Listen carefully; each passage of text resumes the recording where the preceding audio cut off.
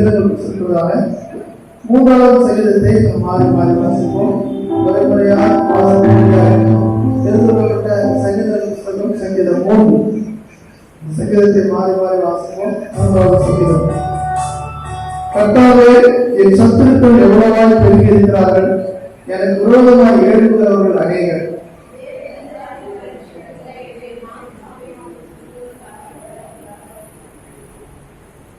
ஆனாலும் கர்த்தாவே, நீர் என் கேடலும் என் மகிமையும் என் தலையை உயர்த்துகிறவருமாய் இருக்கிறேன்.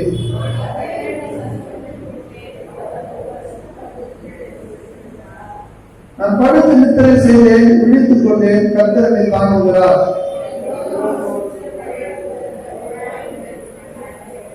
கர்த்தாவே இருக்கிறதும் என் தேவனே நிகழ்ச்சியும் நீரை பகுதிகளாலும் தாரையில் அடித்து துன்மார்களுடைய மக்களை தடுத்து கொண்டேன். சேர்ந்து வாசிப்போம். ரட்சிப்பு கர்த்தருடையது, தேவனுடைய ஆசீர்வாதம் உங்களுடைய கருத்துக்கள் இருப்பதாக.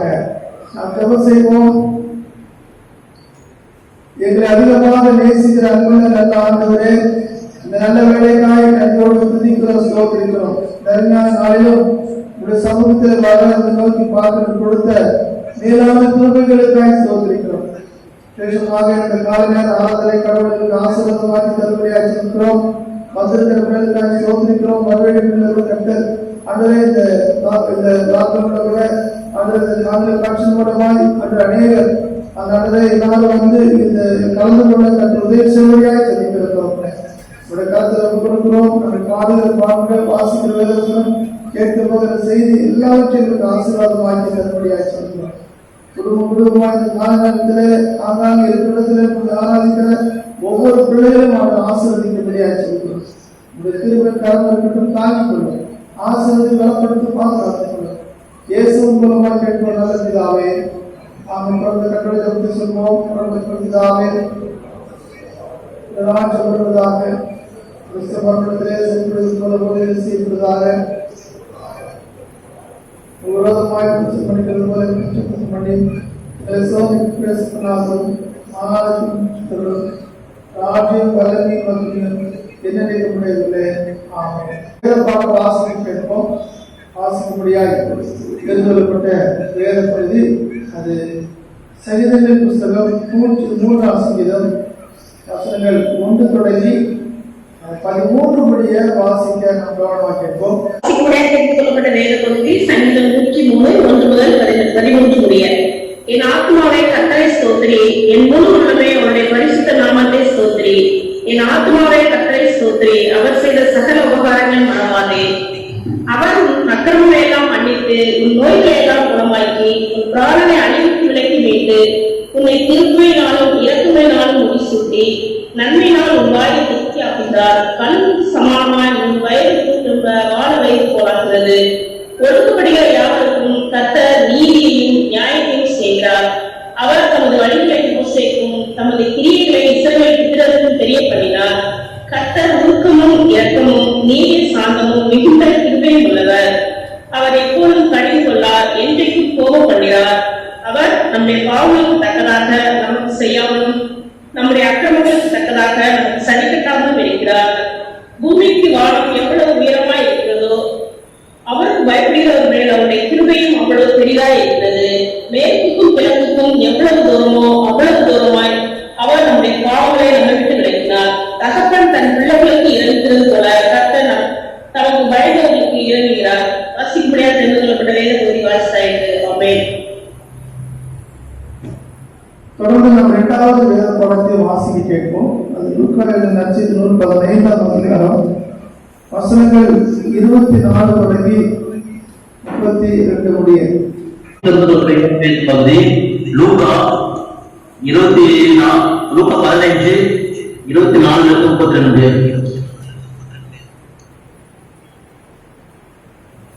என் குமாரனாக இவன் மரித்தான், திரும்பவும் உயிர்த்தான், காணாமல் போன திரும்பவும் காணப்பட்டான் என்றான்.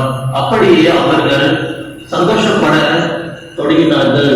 அவனுடைய மூத்த குமாரன் வயலில் இருந்தான். அவன் திரும்பி வீட்டுக்குள் சமீபமாய் வருகிற பொழுது கீத வாக்கியத்தையும் நடன தணிப்பையும் கேட்டு ஊழியக்காரரில் ஒருவனை அழைத்து, இது என்ன என்று விசாரித்தான். அதற்கு அவன், உம்முடைய சகோதரன் வந்தார், அவர் மறுபடியும் சுகத்தருடனே உம்முடைய தகப்பனிடத்தில் வந்து சேர்ந்தபடியினாலே அவருக்காக கொழுந்த கன்றை அடிப்பித்தார் என்றான். அப்பொழுது அவன் கோபமடைந்து உள்ளே போக மனதில்லாமல் இருந்தான். தகப்பனோ வெளியே வந்து அவனை வருந்தி அழைத்தான். அவன் தகப்பனுக்கு பிரதியுத்தரமாக, இதோ இத்தனை வருஷ காலமாய் நான் உமக்கு ஊழியர் செய்து ஒரு காலம் உங்களுடைய கற்பனையை மீறாதிருந்தும் என் சிநேகிதரோடு நான் சந்தோஷமா இருக்கும்படி நீர் ஒரு காலம் எனக்கு ஒரு ஆட்டுக்குட்டியையாவது கொடுக்கவில்லை. வீசிகளிடத்தில் உம்முடைய ஆசையை அழித்து போட்ட உம்முடைய ஊழியக்காரனாகிய இவன் வந்தவுடனே கொழுத்து கன்றை இவனுக்கு அடிப்பித்தாரோ என்றான். அதற்கு தகப்பன், மகனே, நீ எப்பொழுதும் என்னோடு இருக்கிறாய், எனக்குள்ளதெல்லாம் உன்னுடையதா இருக்கிறது. உன் சகோதரனாகிய இவனோ மரித்தான், திரும்பவும் உயிர்த்தான், காணாமல் போனான், திரும்பவும் காணப்பட்டான். ஆனபடினாலே நாம் சந்தோஷப்பட்டு மகிழ்ந்திருக்க வேண்டுமே என்று சொன்னான் என்றார் என்பதை ஆமென். இரண்டாமே வசனங்களை நமக்கு ஆசிரியர் மீண்டும் ஒரு பாடலை நாம் பாடி நாம் தேவனுடைய வார்த்தைக்காக கடந்துப்போம். லேசான காரியம்.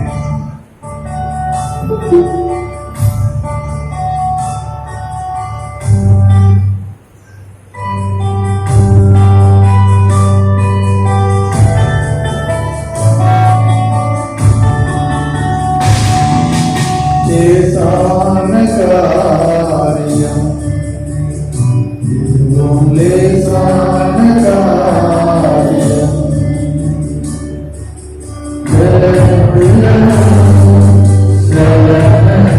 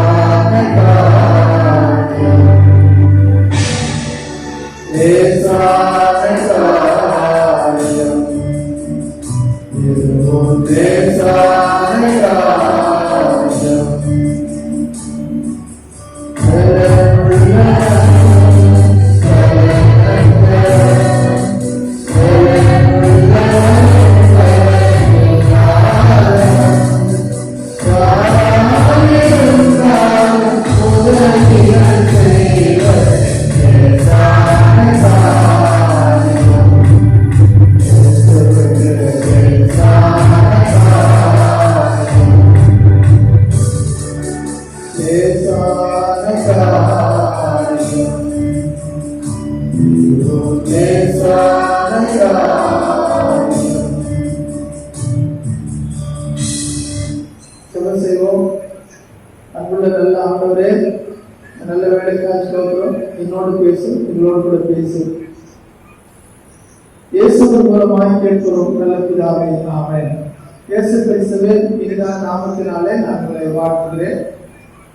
இந்த நல்ல நாளில் கூட உங்களுடைய வார்த்தையை இந்த காணொலி காட்சியின் மூலமாய் பங்கு கொள்வதிலே நான் மிகவும் மகிழ்ச்சி அடைகிறேன்.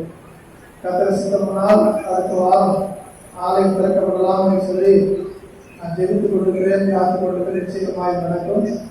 நல்ல நாள் சேர்ந்து ஆண்டவரை சமூகத்திலே காத்திருந்து ஆண்டவரை தொழுது கொள்வோம். ஆண்டவர் நிச்சயமாகவே நமக்கு இறக்கம் செய்திருக்கிறார்.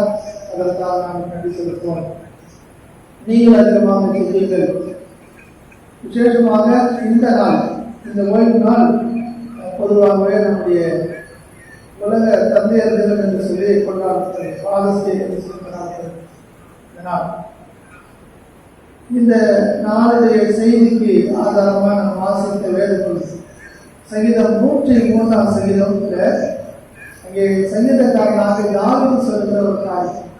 அவர் இப்படிதான் ஆரம்பிக்கிறார்: என் ஆத்துமாவே கர்த்தரை ஸ்தோத்திரி, என் முழு உள்ளமே அவர் பரிசுத்த நாமத்தை ஸ்தோத்திரி. என் ஆத்துமாவே கர்த்தரை ஸ்தோத்திரி, அவர் செய்த சகல உபகாரங்களை மறவாதே என்று சொல்லி சொல்கிறதான காரியத்துல அந்த சங்கீதத்துல 13ஆம் வசனம் என்று சொல்லப்படுகிறது. அந்த 13ஆம் வசனத்துல அவர் என்ன சொல்லிருக்கிறார்கள் பார்க்கும்போது சொல்ற ஒரு காரியம், தகப்பன் தன் பிள்ளைகளை இறந்தது போல கர்த்தர் தமக்கு பயந்தவர்களுக்கு இறங்கினார். எல்லாவற்றுக்கும் ஸ்தோத்திரம் சொல்றார். எல்லாவற்றுக்கும் ஸ்தோத்திரம் சொல்றார். அப்படி ஸ்தோத்திரம் சொல்லும் பொழுது எதெல்லாம் ஆண்டவர் ஸ்தோத்திரம் சொல்லணும்னா அதுல முக்கியமான ஒரு காரியம் இந்த ஒரு காலம். தகப்பன் தன் பிள்ளைகளுக்கு இறங்குகிறவர். தகப்பன் தன் பிள்ளைகளுக்கு இறங்குகிறது போல கர்த்தர் தமக்கு பயன்படுத்துகிறார். தகப்பன் தன் பிள்ளைகளுக்கு இறங்குறது போல ஒரு உதாரணம் சொல்லி அவர் கர்த்தர் தமக்கு பயன்படுத்துகிறார். இந்த தகப்பனுடைய இறக்கத்தை குறித்து தாவீது 103 சங்கீதத்தில் சொல்லப்படுகிறார். அதுக்கு ஒரு ஆதாரமாகத்தான் நாம் வாசித்த சங்கீத புத்தகம் லூக்கா சுவிசேஷம் 15ஆம் அதிகாரத்துல ஒரு தகப்பனை குறித்து பார்க்கிறோம். இரக்கமுள்ள ஒரு தகப்பன். தகப்பன் தன் பிள்ளைகளுக்கு இறங்குகிறது போல வேதாகத்துல இந்த தகப்பனை குறித்து நிறைய இடங்களிலே நிறைய காரியங்கள் சொல்லப்படுகிறது. இயேசு கிறிஸ்து கூட சொல்லப்படும் பொழுது தண்டத்துல அப்பத்தை கேட்கிறவனுக்கு இல்லையா அதுக்கு விரோதமான ஒன்றை கொடுப்பாங்க என்று சொல்லப்படும். தகப்பன் தன் பிள்ளைகளுக்கு நேர்த்தியானதை கொடுக்கக்கூடியது சொல்லி இயேசு சொல்லி அதை விட மேலான நன்மையை நமக்கு தருவதை சொல்லலாம். இந்த கடந்த இந்த கொரோனா காலங்களில நிறைய குடும்பங்களில ஒரு பெரிய இழப்பு, தகப்பனை இழந்திருக்கிற ஒரு அனுபவம். நிறைய குடும்பங்களில் தகப்பனையும் தாயும் இழந்திருக்கிற அனுபவம். நான் ஸ்டான்லி மருத்துவமனையில நான் இங்கே ஒருவர் பார்க்கும்படியாக நம்ம போன சமயத்தில் ஒரு மரணம் ஒன்று ஏற்பட்டதால் அங்கே போக வேண்டிய சூழ்நிலைக்கு நான் போனேன். போகும்போது எத்தனையோ ஒரு கதறி எழுதி கொடுத்தாங்க. இந்த வேதாகம் நமக்கு மிக முக்கியமாக சொல்லுகிற ஒரு காரியம், ஒரு தகப்பனுடைய இறக்கம், ஒரு தகப்பனுடைய இறக்கம். இந்த லூக்காஸ் 15ஆம் அதிகாரத்தில் இயேசு கிறிஸ்து ஒரு உவமையா பேசின இந்த ஒரு பகுதி 3 காரியங்களை பேசுகிறார். ஒன்று காணாமல் போன ஆடு, தொலைந்து போன வெள்ளிக்காசு, மனம் திரும்பிய மனிதன் என்று சொல்லி 3 காரியங்கள் சொல்லப்படுகிறது. அதுல 3வது சொல்லப்படுறதுதான இந்த காரியம், அந்த மகன் காணாமல் போய் திரும்பி வருகிறார். அவர் சொல்லுகிறார் வேலைக்காலத்து, என் குமாரனாகி இருக்கணும், என் குமாரனாகி இவன் மறித்தான், திரும்பவும் உயிர்த்தான், காணாமல் போனான், திரும்பவும் காணப்பட்டான். அப்படியே ஒரு சந்தோஷப்படுகிறார். இவன் மறித்தான், திரும்பவும் உயிர்த்தான், காணாமல் போனான், திரும்பவும் காணப்பட்டான். இவன் உண்மையில மறித்தா போனா இல்லை, மறுபடியும் வீட்டு எழுதாம இல்லை. அவன் வீட்டை விட்டு போற பிறகு அந்த தகப்பனுடைய எண்ணமோ அல்லது ஏக்கமோ, என் மகன் மறுத்திருக்க கூடாது, அவன் திரும்பி வர வேண்டும். இந்த பெரிய ஏக்கம் அவனுக்குள்ள இருந்தது. அந்த ஏக்கம் இருந்தபடினால்தான் அவன் வீட்டுக்கு வந்த உடனே அவன் எல்லாருக்குள்ளே சொல்லுகிற ஒரு காரியம், என் குமாரனாகி இவன் மறித்தான், மீண்டும் இவன் உயிர்த்தான், திரும்ப உயிர்த்தான், காணாமல் போனான், திரும்பவும் காணப்பட்டான். அவனை பார்க்கணும், எப்படியாவது மறுபடியும் அவனை பார்க்கணும். எப்படி பார்க்கணும்? உயிரோடு பார்க்க வேண்டும்ங்கிற ஒரு பெரிய ஒரு ஏக்கம் அவனுக்குள்ள இருந்து. நீங்கள் இந்த பகுதியை வாசிக்கும் பொழுது இதுல மிக முக்கியமான ஒரு காரியம் 20வது வசனம், ஒரு தகப்பனுடைய அன்பு, இறக்கம். ஆசையில பாதி வாங்கிட்டு போயிட்டான், அதை எல்லாத்தையும் செலவு பண்ணிட்டான். திரும்பி அவனே என்ன சொல்றான், நான் மகனா வரல, உங்க வீட்டுல ஒரு வேலைக்காரனா வர்றேன் இல்லையா, ஒரு கூலிக்காரனா நான் வந்துடுறேன் என்று சொல்லப்படுகிறான். கூலிக்காரன் ஒருவனாக உங்களுடைய 10 வருஷம் உங்களுடைய கூலிக்காரன் ஒருவனாக நீங்கள் வைத்துக் கொள்ளும் என்று சொல்லி எழுதி புறப்பட்டு சொல்லப்படுகிறது. அவனே மகனா வரணும், அவனுக்கு அந்த ஐடியா கிடையாது. ஏன்னா தான் செய்த தவறு, ஒருவேளை அவன் இப்ப யாரை தேடி போறான், ஒரு எஜமான தேடி போறான். நம்ம எந்த எஜமான்ட்ட வேலை செய்யறோம், அவன் சரியா சாப்பாடு தரல, எனக்கு ஒரு எஜமான் தெரியும், அவன்கிட்ட நான் வேலைக்கு போவேன், அவன் எனக்கு நல்ல ஆதாரம் தருவான்.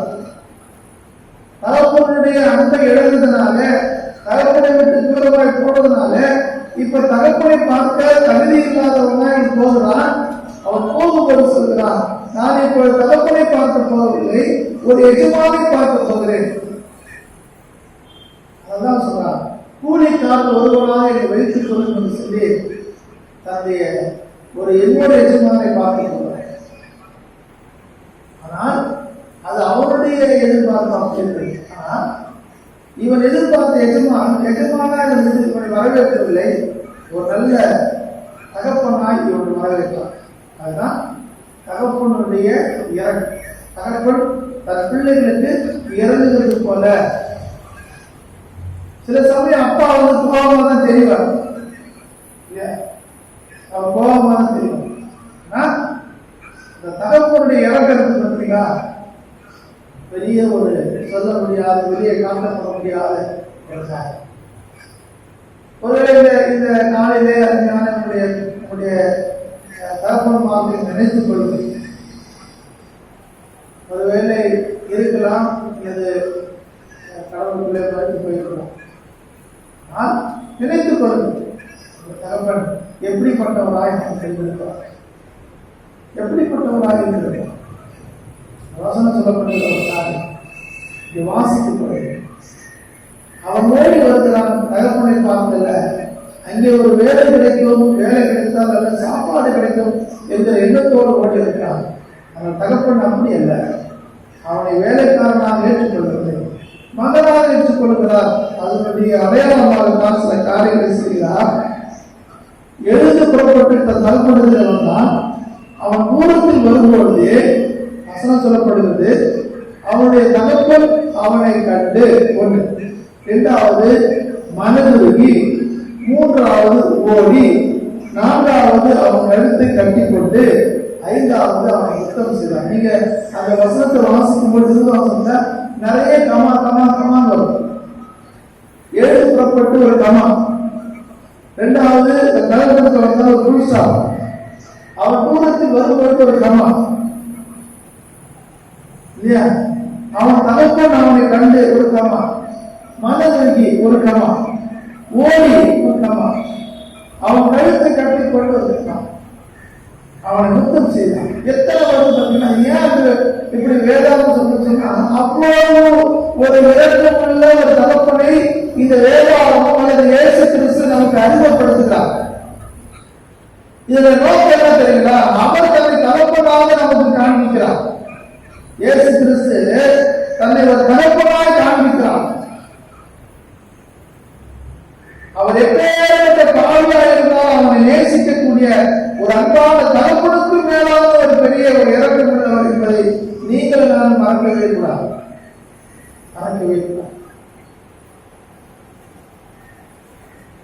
தனக்கு விரோதமாக தனக்கு குற்றம் சுமத்தி தன்னை சிலுவையில் இறந்து எல்லாருக்கும் சொல்லுவதற்காக இவருடைய மன்னியம் என்றுதான் தெரிவிக்கிறாரே தவிர வேற எந்த தவறான ஒரு சாபத்தையோ இல்லை வேற ஏதாவது வார்த்தையோ சிலுவையில் இருந்து பேசவே இல்லை.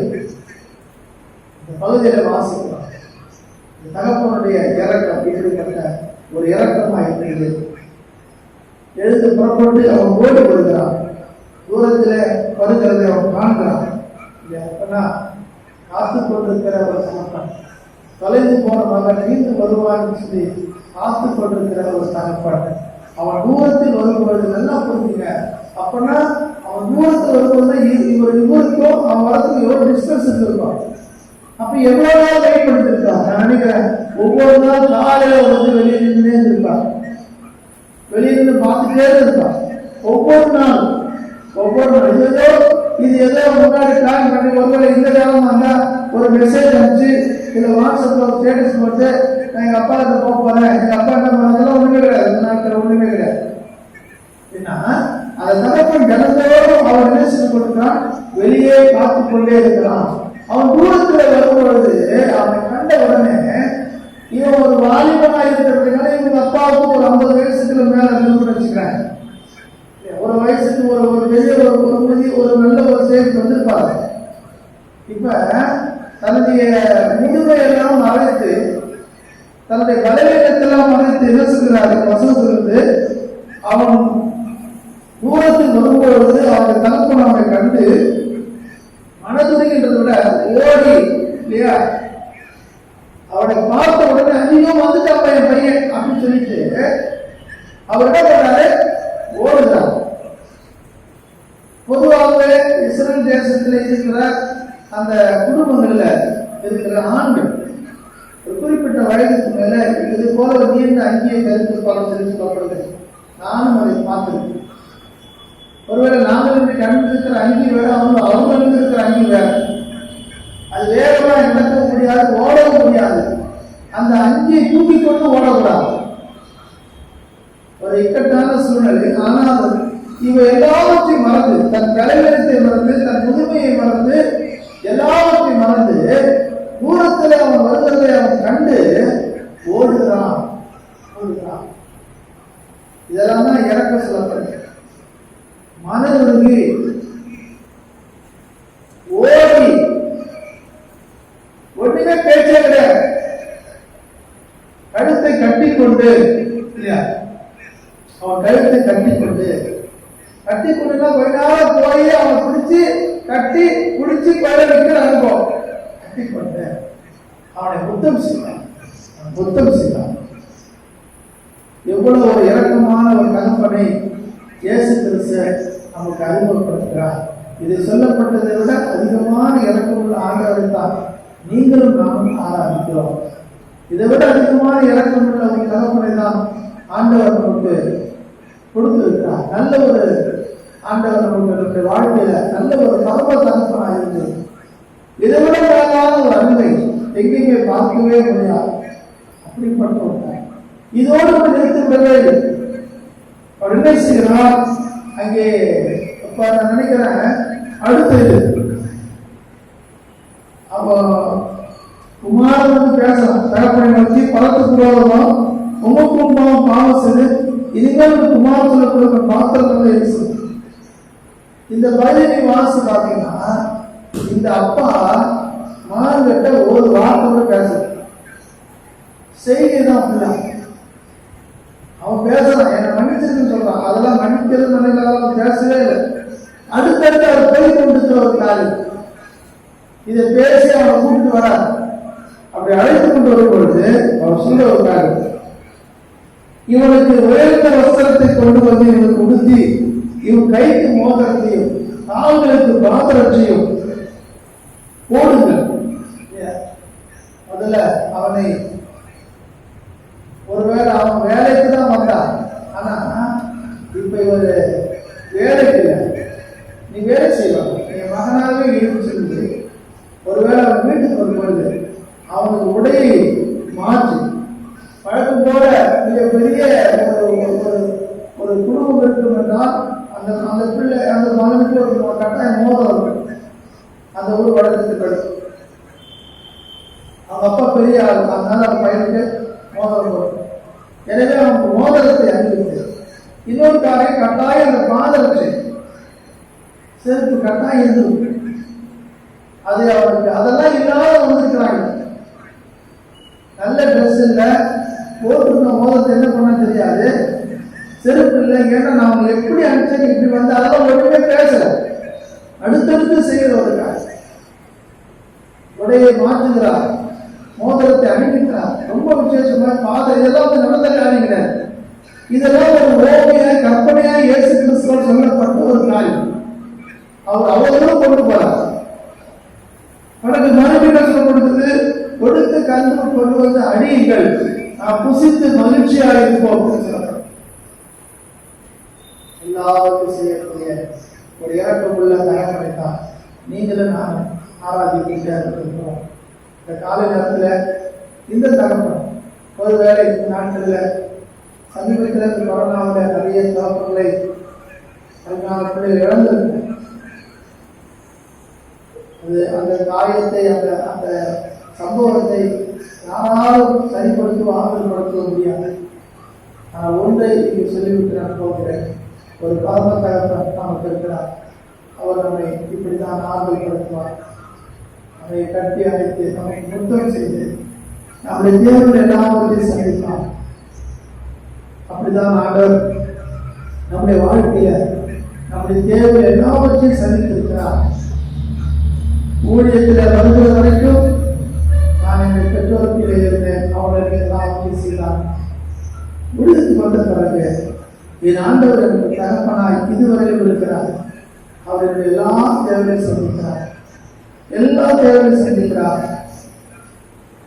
அப்படிப்பட்ட ஆண்டவர் நிச்சயமாய் உங்களையும் உங்களுடைய குடும்பத்தையும் ஆசீர்வதிப்பாராக, நடத்துவாராக.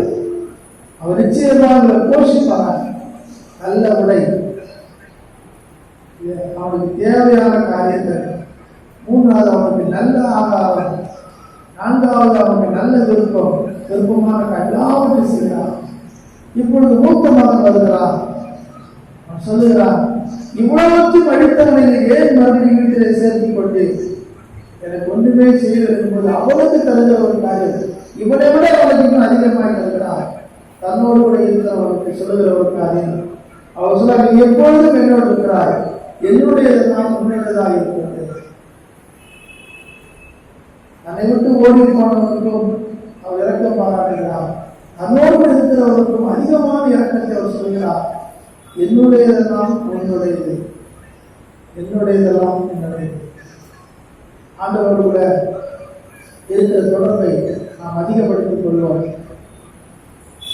அவர் நமக்கு நல்ல தகவலாக இருந்து நிச்சயமாய் இதை நடத்துவாராக, உங்களுடைய தேவையெல்லாம் சந்திப்பாராக. அந்த நம்பிக்கையில நீங்களும் நாங்கள் நடத்திட்டோம். கர்த்தர் அப்படிப்பட்ட கிருபைகளை தந்து உங்களை பாதுகாத்து சொல்லி நம்முடைய வாழ்க்கையை கற்றவர்களை ஆசீர்வதிப்பாராக. அதில் அருமையான உங்களுடைய பெற்றோருக்காக அல்ல ஒரு தகப்பமா இருக்காங்க நீங்கள் அதிகமாக ஜெபம் செய்யுங்கள். கர்த்தருடைய ஆசீர்வதிக்கப்படியாக அவரை பலப்படுத்தக்கூடியது. ஒரு வேலைக்கு இப்போது கூட மருத்துவமனையில் இன்னும் அநேகர் ஒரு ஆபத்தான சூழ்நிலையில் இருக்கிறார்கள். அந்த பிள்ளைகளால் அவர்களை சுகத்தை தரக்கூடிய நாம் அதிகமாக ஜெபித்துக் கொள்வோம். அந்த திருச்சபையில் இருக்கிற அருமையான தகப்பன்மார் எல்லாருக்கும் எங்கள் வாழ்த்துவதை நான் தெரிவித்துள்ளேன். கர்த்தருடைய ஆசீர்வாதம் உங்களுடைய தங்கி இருக்கிறது. கர்த்தராக உங்களுடைய ஆசீர்வாதத்தை காப்பாங்க. ஆமாம். நாம் அனைவரும் எழுந்து நின்று ஒரு பாடல்களை பாடுவோம். அது முன்பதாக நான் விசேஷமாய் ஜபம் செய்ய இருக்கிறேன். இந்த வாரத்தில் பிறந்தநாள் பிள்ளைகளுக்காக கர்த்தரை சிலோகிக்கிறேன். கர்த்தர் அவர்களை ஆசீர்வதிப்பாராக. பலவீனமாக இருக்கிற பிள்ளைகள் விசேஷமாய் தேவைகள் எல்லாருக்காக நான் ஜபம் செய்கிறேன். பெண்கள் மூலிய ஜபம் செய்வோம். நேசிக்கிற நல்ல ஆசிரியரை நன்றியோடு இருக்கிறோம், சோதிக்கிறோம். இந்த வாரத்திலே தன் பிறந்தநாள் திருமணம் சோத்திரம் அவருடைய ஆசீர்வதியை ஒரு திருமணக்காக இருக்கட்டும். கர்த்தர் பொருட்படுத்திக் ஒவ்வொருவரையும் பாதுகாக்கிறது. ஆசீர்வதிகள் 7 நாட்களால் அவனை திருப்தியாக வெற்றி காண்பிக்க ஆண்டவர் ஜீவன நல்லா திருமண தொடர்கள் சில ஆண்டு சமூகத்தை கர்த்தர் பொருட்படுத்துகிறார். இயேசு மூலமாக இருக்கிற நல்ல பிதாவே. ஆமென்.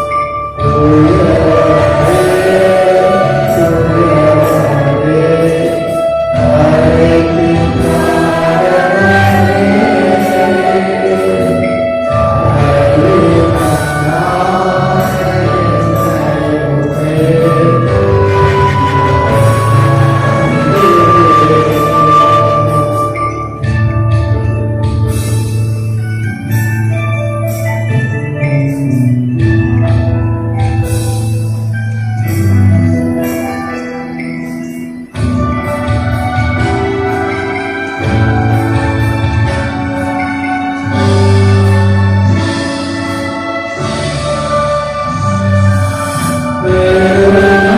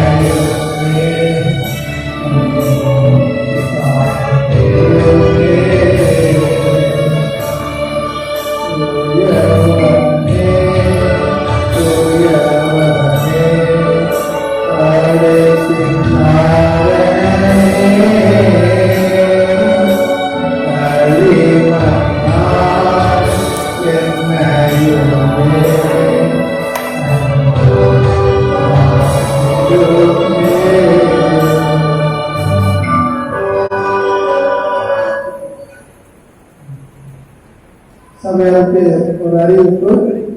உங்களுக்கு ஏற்கனவே கடந்த ஞாயிற்றுக்கிழமைக்கு ஆசிரியர் போல இந்த நாட்களில் 3 காரியங்களை சொல்கிறேன். ஒன்று, இந்த திருச்சபை சார்ந்த குடும்பங்களுக்கு ஏதாவது ஒரு உதவி செய்ய வேண்டும்.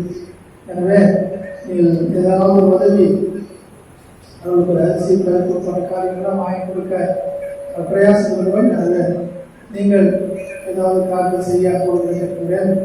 நீங்கள் அரிசி வாங்கி தரலாம், எண்ணெய் வாங்கி தரலாம், ஒரு பருப்பு வாங்கி தரலாம். 25 பேருக்கு கொடுக்க வேண்டும் சொல்லி உதவி செஞ்சுக்கிறோம். எனவே நீங்கள் கொடுத்து உதவி கேட்டுக்கொள்கிறேன்.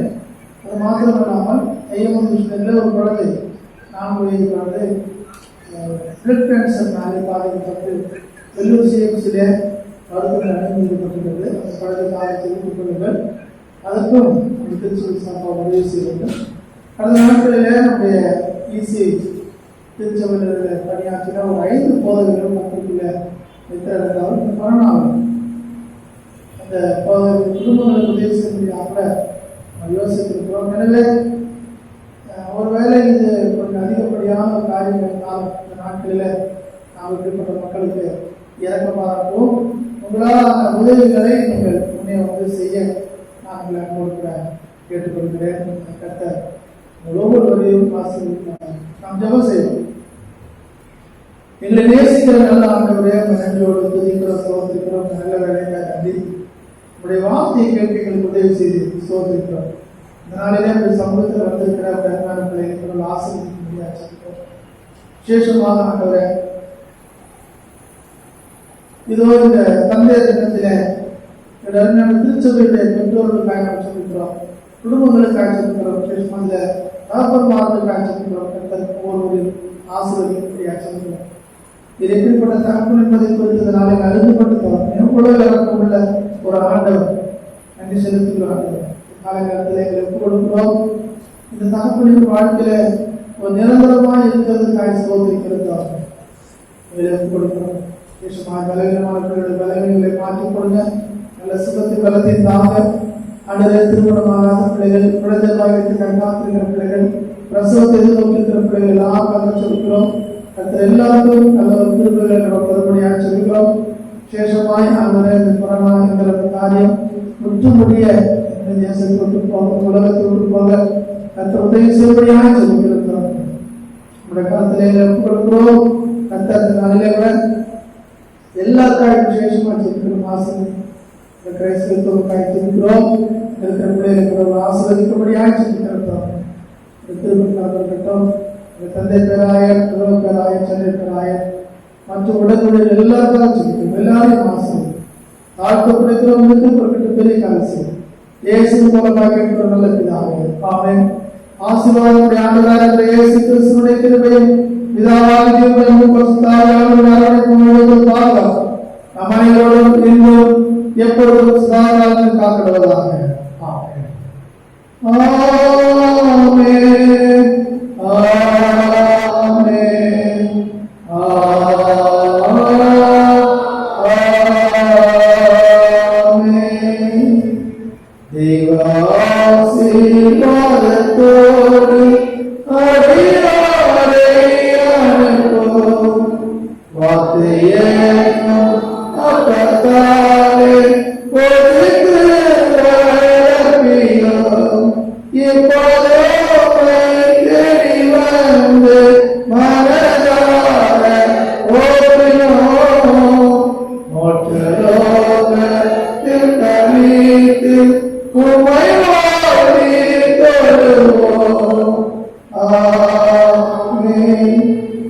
சொல்லுவோம். என் ஆத்துமாவே கர்த்தரை ஸ்தோத்திரி.